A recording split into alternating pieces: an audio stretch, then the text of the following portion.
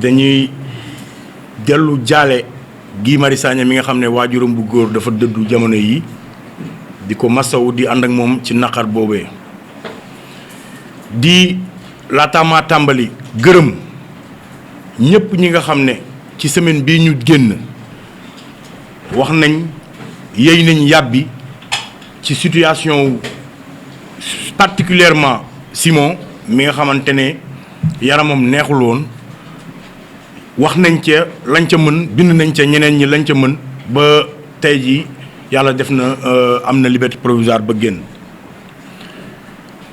Aliou Sané bi muy wax na ne soo xoolee dossier bi ni mu tàmbalee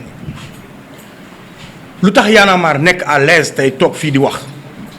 lu tax ñu nekk à l'aise ak suñu ay camarades FRAPP ak ñeneen ñi nga xam ne ñu ngi soutenir combat bi nii c'est parce que bi mbir mi éclaté vidéo génn comme tous les Sénégalais dañuy toog observer ñu ne ñun suñu responsabilité en tant que mouvement boo xamante ne daf fi nekk ne lépp lu dul yoon ci dëkk bi da koy kaas balaa ñoo dugg ci biir dossier bi bay xam la ca biir ci melokaan wa ñu gis dañ ciy taxaw addu ci laaj ci yoon mu def ca la ca war comme bu doon keneen Modou wala Pathé wala ku bokke ci beneen boor na koy Y'en a marre wala FRAPP wala beneen mouvement taxawee di wax ñu ne li ñu ci gën a may à l'aise mettre à l'aise ci situation boobu mooy kilifa bi nga xamante ne moom lañ gis ca vidéo bi moom moo njëkk a taxaw mu ne yéen kat sama gars yi bind naa damay surseoir maanaam damay ñëgandiku ci samay yëngu-yëngu ci biir mouvement bi ba ca kanam ba mbir mi leer ñu sawar lool yàkkamti lool yooxu fépp waaw na justice def liggéeyam na justice def liggéeyam yaakaar ni bii yoon comme dafa laal activiste comme dafa laal mais vraiment koo xamante ne nii ci weneen wàll wi la féetee yoon dana def lépp luy disposition jël ko ci pour teg ko mu jaar ca yoon pour Sénégal gépp observer justice bi mën cee lenqaliku ci tilim bi nga koy taqal boobu ba léegi ci wane sérieux ci wane ne parparloo amul ci wane ne dëgg am na ci mim réew ñu topp mbir mi enquête yi jeex ñu topp ko ba mbir mi yegg tribunal muy marde boobu Aliou Sané doon wax bi ñu paree ñu ne kon de kilifa escroquerie lañ ko toppee ñu ne waaw escroquerie kon ñu ne flagrant délit lañ koy def jeudi waaw ñu ne alhamdulilah parce que ñun gis nañu ay avocat wu kilifa ak Simon ànd ak dal ànd ak confiance wóolu seen bopp ci dossier bi yàkkamtu ñoom lu dul dem taxaw janoog juge ak procureur pour lijjanti seen ay clients mais diggante 17h 19h ñu changé ko yóbbu ko instruction parce que ils se sont rendu compte que bu ñu ko yóbbuwoon flagrant délit te amul benn plaignant loolu déjà juge bi danaan leen da ngeen maa yàpp waaye lu ne fàng kenn du ko jeex lan moo war a mën a yóbbu dossier bii nii instruction bu fekkente ne ci vidéo dong la ñuy wéeru vidéo yaa ngi fi disponible na kon lan moo ko war a mën a yóbbu instruction tey xel tàmbalee tey ci na ko nit ñi commencé organiser parce que bu nekkee da nga ne kii escroquerie laa ko toppee la tax ma woo ko ay vidéo la yoo xamante ne mi ngi tasaaroo ci internet bi kon kay flagrant délit la soo ko yóbbee instruction mooy dossier bi nekkatul dossier civil c'est devenu un dossier politique lu tax parce que Kilifeu ak Simon seen taxawaay ci mim réew parce que Kilifeu ak Simon li ñuy représenté ci mim réew ci côté activiste looloo waral ñu changer lépp pour mën caa parparloo fayantoo def seen ay yëf yi ñàkk fayda nga gis ni procureur amee imagination procureur bi son imagination est très fertile même parce que chef d'accusation yam teg ca ndodd Simon ak Kilifeu dafa mujj doy waar nga gis ne que ñii temps bi ñuy jël ci def ko ci xalaat lu bon bu ñu ko defoon un quart bi ci xalaat lu baax réew mi jëm na kanam parce que loo xam ne sur la base de vidéo nga ne moom nga vidéo boo xamante ne nañ ko collecté diffusé ko tooñ nañ ca Kilifeu porte ca plainte ba tey kenn owu ca kenn bàyyi nañ lu tolloog weer moom ci boppam ñu koy soog a woo ndax nanga ko da ngay dëggal sa plainte mu ne waaw ñu bàyyiwaat weer woowuñ keneen ci dossier boobu noonu te ñëpp xam nañ ne vidéo bi dañ ko jël te yëgu ko ñu publier ko mais am na fu mu jaar parce que bu fekkente ne ka def vidéo bi muy Thier ma nga ca kaso ba vidéo bi rombut moom ay avocat am rombut gendarmerie ba rombut parquet kon kan la ñuy protéger aujourd'hui ba nangu ñoo wéyal enquête boobu kan la état du Sénégal wala boog police bi wala ku mu munti doon di protéger ci dossier bi ba tax nangu ñoo woo kenn ci plainte bi nga xam ne kilifa def na ko pour ñu addu ci mbirum collecte ak diffusion de données à caractère personnel muy lu ko loi may. kon l'avocat yi dugal demande de liberté provisoire ñu lànk l'avocat yi dugalaat ñu lànkaat ci ñoo xamante ne nii répondre nañ ci lépp li nga xam ne moom la yoon maye pour ñu may leen liberté provisoire damay taxaw foofu tuuti ne du rek kilifa ak Simon parce que am nañ xëy na ñu taxaw di leen waxal képp koo xam ne dañ laa jàpp fii ci mim réew loi moo la may ne su nekkente ne yow ponk yi ñu laaj pour mën laa may liberté provisoire ponk yooyu ma nga ak yow ñu may la liberté provisoire mooy maanaam yaa ngi dëkk ci réew mi te xam nañ sa adresse am nga fi njaboot te xam nañ fan lañ dëkk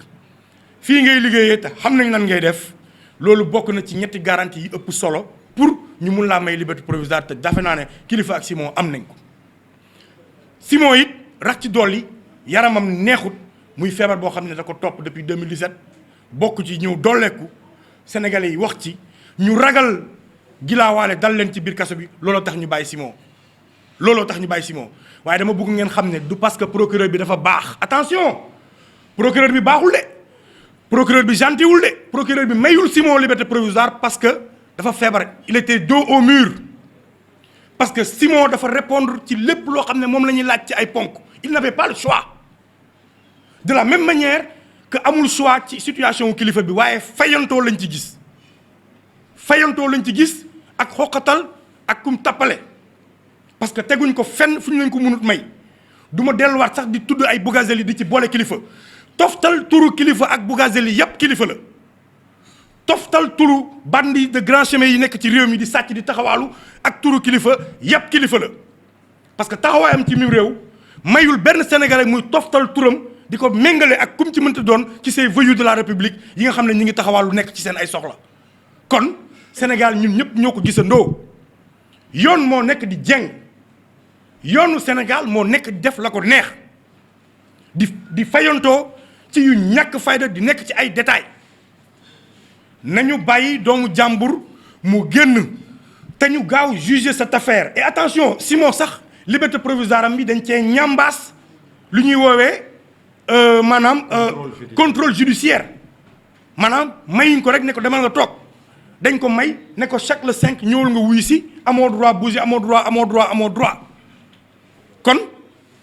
lan la ñuy xaar ci juger cette affaire parce que bu nekkente ne yow déglu nga leen sur le fond du dossier kon kay jeex na xanaa dem procès moo tax mais li ngeen bëgg a def mooy téye ko di ko dilatoire mu nekk épée de Damoclès ngeen téye leen di leen xool di leen observer bu élection ñëwee bu kilifa ak Simon génnee wax ngeen ne wax ngeen kon kaay leen comme li ngeen bëggoon def ci Barthélemy comme li ngeen bëggoon def ci keneen ak keneen mais loolu la ñu wax du fi amee ñun li ñu bëgg mooy ñun ñëpp askanu Sénégal li ñu bëgg mooy mbir mi leer dañoo bëgg mbir mi leer est-ce que musuma gis ci histoire réew nit ku ñu tuumaal mu ne iwaay dimbali leen ma ngeen juger ma ña muy àndal ne dimbali leen ñu ngeen juger ñu que lumière soit faite sur cette affaire le Sénégal a besoin de Simon le Sénégal a besoin de kilifa nañ leen yóbbu ñu àtte leen taga tembe nañu may kilifa liberté provisoire parce que dafa répondre à ci normes yi ñu laaj yépp kon nag Aliou Sané wax na ko léegi kilifa xëy na moom mooy point de départ pour ñun mais yoon mi ngi jeng ci bépp sénégalais yoon mi ngi jeng ci bépp sénégalais tey jii yow boo féetewu APR am nga ay garantie sa garantie mooy lu la neex waxal lu la neex defal foo dugg foo jëm kenn du la laal kenn du la xoqatal utal say nervi dóoreel jëlal say jaasi dóoral waxal lu la neex kenn du la xoqatal kenn du la laal waaye ku féetee ci kujje gi wala ku ñu jàpp ne activiste nga yow moom sa tànk doo ko yëkkati sa kàddu du jib kon yoon mi ngi jeng te dinañ ci oote ndaje mu rëy ànd ceeg sénégalais yépp ñu def marche bu am fulla ak fayda laaj suñu justice bi mu bàyyi ni mu nekkee parce que dafa yàq image du Sénégal dafa ruusloo Sénégalais yi tey jii kenn amatul fierté ci justice bi nga xamante ne nii nguurub Macky Sall da ko jël def ko yatam bu muy dóoree képp koo xam ne féetewoo ci wàllam et que loolu constat la bu bépp Sénégalais def et ci loolu la ñu wax ne dañ ci war a taxaw xeex ci ba am ci ay jéego pour que Sénégal mën a delluwaat nekk un pays boo xam ne dañ koy woowee état de droit aujourd'hui kenn mënatul wax waxu droit fii au Sénégal et je pense que Y'en a marre ci comportement bi mu adapté woon c'était un comportement pour man bu juge yi procureur yi justice bi jël exemple ne attention organisation bi kat wane nañ responsabilité parce que tudd nañ seen ay nit ci ab mbir nee nañ na ko yoon leeral waaye yoon bii moom ku ko bàyyeeg nit wala ku ko bàyyeeg mbir ma dana nasax wala mbir ma dana nax saay te doo ci am mujj gu baax ndax la ñuy nekkee lu dul safaan lañ nekkee ci dëkk bi et loolu dinañ ci jóg ci jamono yu néew a néew indi ci marche bu am solo pour que mu leer waaye tàggatem bi jàpp leen ne kilifa amatul lu muy def ci kaso bi parce que répondre na à toutes les normes yi nga xam ne moom la ñu laaj pour may ko liberté provisoire képp ku nekk foofee ca Rebeuss nekk en détention tey demande de liberté provisoire tamit te répondre ci ponk yee ñu laaj dañ la war a jox liberté provisoire kon du kilifa rek képp kuy sénégalais nekk ci kaso bi tey nañ la jox liberté provisoire bu dee yaa ngi répondre ci norme ya tax ñu war ko joxe suñ ko joxee ñenn ñi pourquoi ñu koy bañal ñeneen ñi te ñu génne loxol politique ci yenn dossiers yi ci mim réew buñ bëggee réew mi nit ñi am jàmm nekk si jàmm. manifestation yi ñu wax ne moom la ñuy jëbal incha allah danañ ci continuer waxtaan ak ñi ñu ciy waxtaanal mooy ñeneen ñi nga xamante ne ñun ak ñoom ñoo nekk ci mbedd mi saa su ne waaye buñ ci paree rek ba noppi ba war koo jibal di ngeen ci am information yëpp waaye xam naa ne yàggatul manifestation yi nag comme suñuy waa ji ni mu ko waxee li ko wund du rek kilifa ndax yoon a ngi jeng 2015 lañ ko lancé woon ci jamonoy waa Colobane ya ci jamonoy bi nga xamante ne Macky Sall mi ngi commencé di ñuy gis manipulation bi am ci biir justice Sénégal ca lañ njëkkoon wax yoon a ngi jeng boo xoolee internet di nga ko gis kon du tey lañ ko tàmbali waaye c'est vrai kaaw kilifa bi dafa ñëw dëggal ko moo tax ñu war a jëmmalaat yoon a ngi jeng boobu pour wàccaat ci tali bi parce que à travers kilifa mun nañ cee jaar fajaale problème wu yeneen i sénégalais yoo xam ne ña nga ca situation bi kilifa tollu tey looloo waral loolee et nous sommes très à l'aise pour le dire beneen bi mooy waaw xam nga Thier bu fekkee dafa nekk ci biir kaso lu nekk ci téléphone am génn ñett nit ñoo ko mën a génnee mooy avocat am la wala gendarmerie la wala waa parquet la ñett ñooñu rek foofu rek la mën a jaar. kon mën nañu leen jàpp ne ñu yaakaaroon ci Thier. lu ñu yaakaaroon ci Thier xaw ma nag lan ngeen yaakaaroon ci Thier sincèrement. comme dafa trahir ay xaritam partage vidéo yi. loolu du ma ci dugg du ma dugg ci loo xamante ne ci dossier bi la nekk loolu du ma ci dugg du ma ci sori li ma mën a wax daal mooy ne jàpp nañ ko ci kaso bi ci ginnaawam ñu ngi ko jàpp le 14 juillet première vidéo mi ngi génn le 24 juillet donc am na fukki fan ci diggante bi ñu ko jàppee ak bi vidéo yi di génn kon ka yor vidéo yi ba génne ko kooku moom la ñuy protéger jamono ji moom la ñuy bañ nit ñi xam ko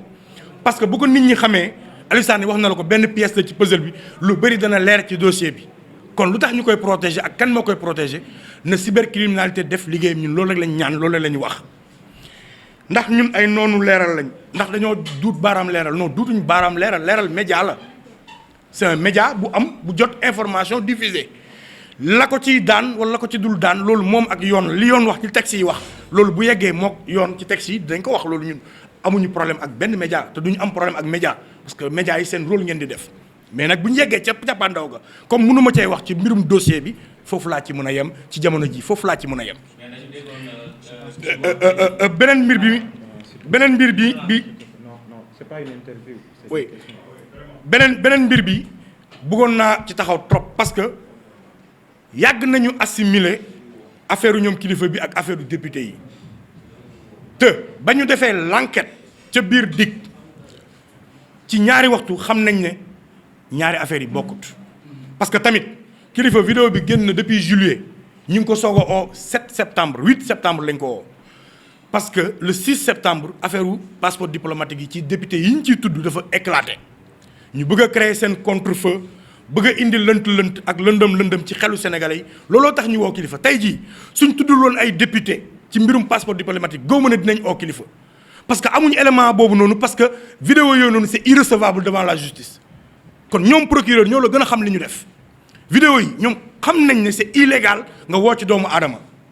waaye pour créer seen contre-feu parce que wax nañ ay député Benno Bokk Yaakaar ci mbirum passeport diplomatique te dégg nañ ci vidéo bi mbirum passeport diplomatique ñu jéem a créer le lien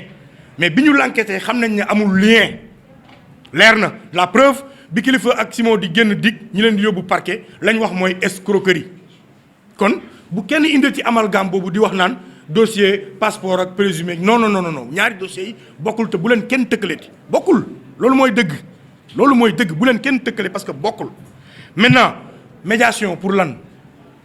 nit ki droit am la àqam ak yelleefam la yoon moo ko may nañ ko may liberté provisoire nañ leen may liberté provisoire nañu leen atte ñun loolu rek la ñu wax loolu rek la ñu ñaan ku Y'en a marre ndax j'ai vu des sénégalais yu naqarlu yu amul leen métti j'ai vu des sénégalais yoo xamante ne nii si laay soog a man comprendre vraiment fi niveau bi ñu aj suñu jëmm yu amul solo yii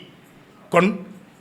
dama leen di gën a delloo njukkal ñëpp ñuy jàppale waaye nag dama leen di ñaaxaat ci situation bi que ne nag aujourd'hui ñun ak ñoom ñëpp ñoo toogoon di observer am yaakaar que ne justice bi dana def liggéey bi war ci dossier bii waaye safaan wala ñu gis moo tax aujourd'hui amatul toog di xaar dañu bëgg ñu régler cette histoire lu mu gën a gaawee kon sénégalais yi ci côté boobu dama leen di wax ngàcce ngalaam waaye nag labbali fas terewul fas bi moom il faut ñu gën koo labbali kon di ñaan sénégalais yi di woo sénégalais yi ne leen gis ngeen taxawaay bi ci Y'en a marre am bi mbir mi taxawee kon nag tey bu ñu jógee te yéen xam ngeen li waral ñu jóg mooy que ne dañu toog gis yoon nag di nangu la kilifa moom muy ay àqam kon duñ nag setaan yoon di nangu ay àqu kilifa